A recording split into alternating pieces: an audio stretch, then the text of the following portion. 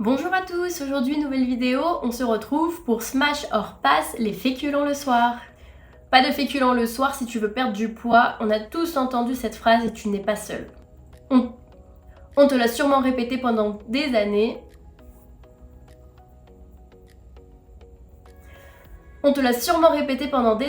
Car cette règle est devenue automatique dans l'imaginaire collectif.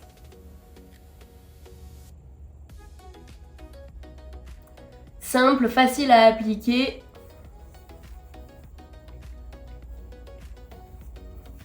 Simple, facile à appliquer.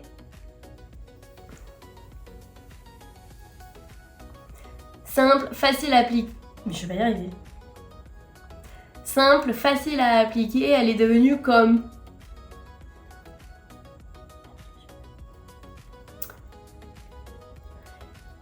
Simple et facile à appliquer, elle est présentée comme une évidence nutritionnelle. Mais aujourd'hui, j'ai envie qu'on prenne du recul. Parce que derrière cette injonction apparemment logique, il y a des faits beaucoup plus complexes et surtout moins scientifiques qu'il n'y paraît. Avant de supprimer un groupe alimentaire à un moment précis de la journée, une question se pose.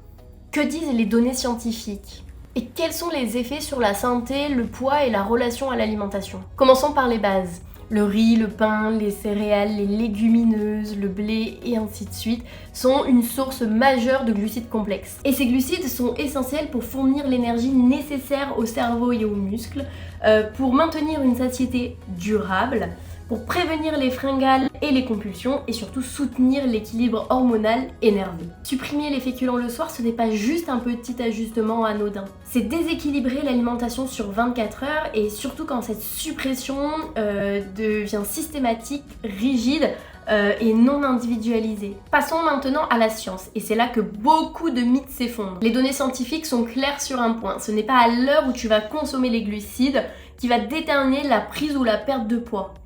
Mais c'est justement l'équilibre global sur ta journée. Les méta-analyses qui se sont penchées sur le timing des repas montrent parfois des effets modestes à manger plus tôt les féculents dans la journée. Mais les résultats sont hétérogènes et les preuves sont limitées. Et surtout, aucune méta-analyse ne justifie la suppression des féculents le soir. D'autres revues montrent que les liens entre apport calorique tardif et IMC sont plutôt observationnels et donc non causaux. Et donc quand on compare les régimes hypoglucidiques et les régimes équilibrés, on se rend compte qu'on n'a pas de meilleurs résultats avec les régimes hypoglucidiques.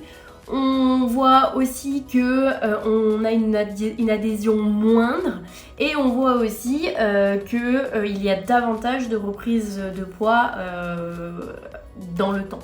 Donc aucune base scientifique solide ne soutient la suppression des féculents le soir comme stratégie efficace ou nécessaire. Et contrairement aux idées reçues, manger des féculents le soir peut avoir des effets positifs, comme par exemple une meilleure satiété nocturne, moins d'envie sucrée tardive et un rôle dans la synthèse de la sérotonine puis de la mélatonine qui sont impliqués dans la régulation du sommeil. En consultation, je vois très souvent la même chose. La suppression des féculents le soir entraîne une faim qui devient en fait persistante. Je vois aussi beaucoup de grignotage, beaucoup de compulsions alimentaires liées à la suppression des féculents le soir et une relation aussi qui devient de plus en plus anxieuse avec l'alimentation. Le problème en fait c'est pas le féculent, le problème c'est la restriction. Il y a un problème fondamental dont on parle trop peu.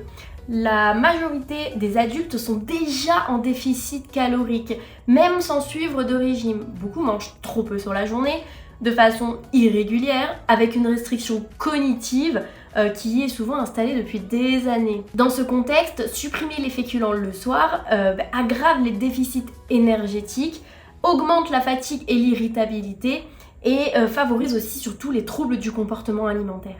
Et ça, ce n'est pas une stratégie santé, c'est une accentuation de la restriction chronique. La règle pas de féculents le soir s'inscrit pleinement dans la culture des régimes.